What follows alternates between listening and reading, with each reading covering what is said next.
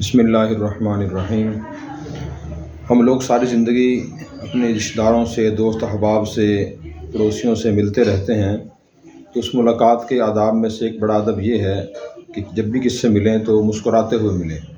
نبی کریم صلی اللہ علیہ وسلم کا ارشاد ہے، فرمایا کہ ان من المعروف ان تلقى اخاك بوجه طلق او کما قال علیہ السلام۔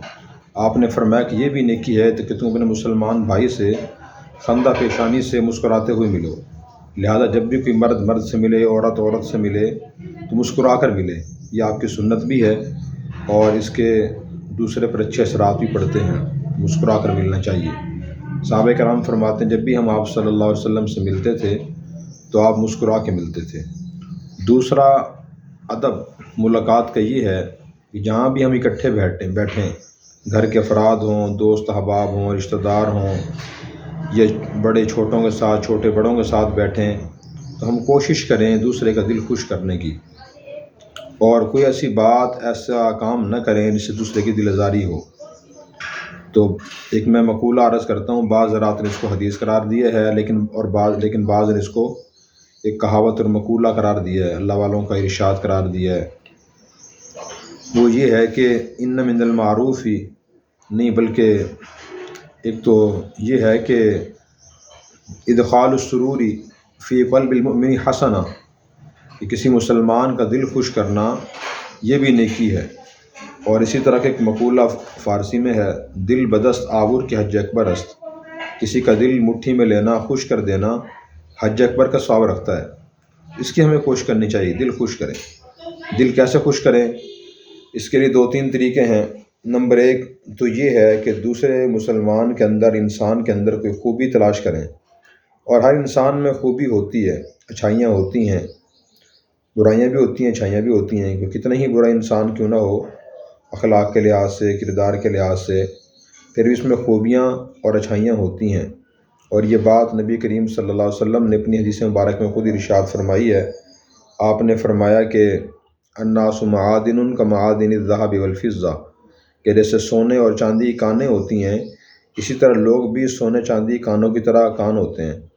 تو ہر آدمی میں کوئی خوبی ہوتی ہے، مثلاً کسی اخلاق بہت اچھے ہوتے ہیں، کسی کی زبان بہت نرم اور میٹھی ہوتی ہے، کسی کا دل بڑا نرم ہوتا ہے، کوئی سخی ہوتا ہے، کوئی بڑا صاحب علم ہوتا ہے، کوئی عبادت گزار ہوتا ہے، کوئی مہمان نواز ہوتا ہے۔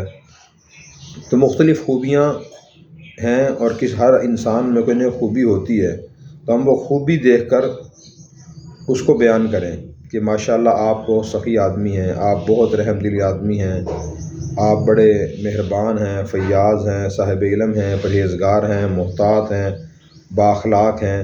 جس میں جو خوبی ہو وہ ہم بیان کریں۔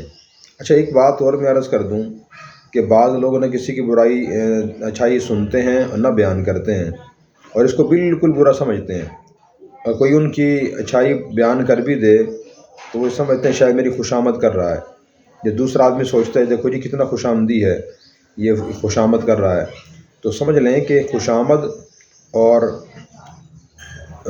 اچھی تعریف بیان کرنے میں فرق ہے۔ خوشامد جھوٹی تعریف کو کہتے ہیں۔ مثلاً ایک آدمی انتہائی بخیل ہے اور آپ اس سے کہیں گے جی آپ تو بہت سخی آدمی ہیں، حاتم طائی ہیں، یہ خوشامد ہے۔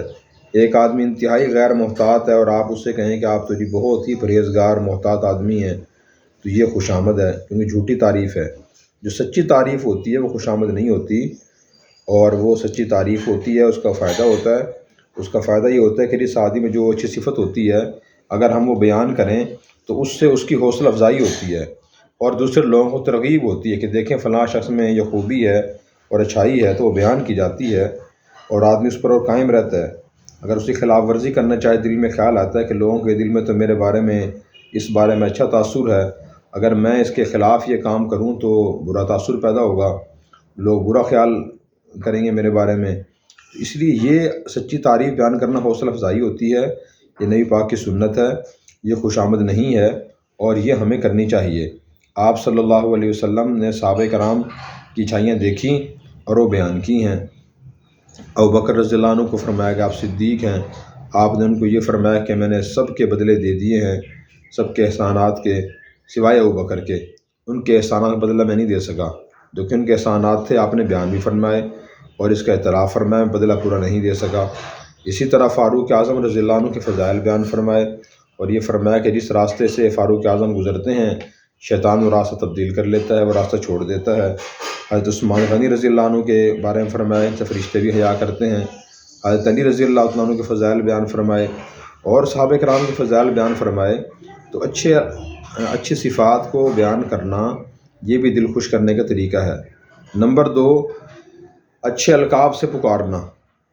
ایک آدمی ڈاکٹر صاحب ہیں اور فرض کریں ان کا نام عبداللہ ہے، ہم کہیں جی عبداللہ صاحب آئے تھے، تو یہ اچھا طریقہ نہیں ہے۔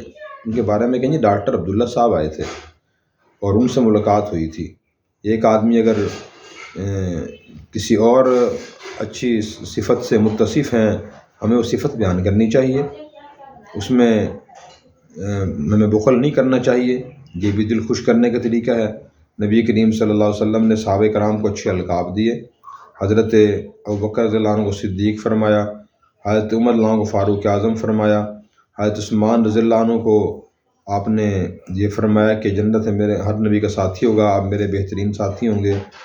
اور اسی طرح ان کی خوبی بیان کرتے ہوئے فرمایا اگر میری 2 سے زیادہ بیٹیاں ہوتیں تو میں وہ بھی آپ کے نکاح میں دے دیتا۔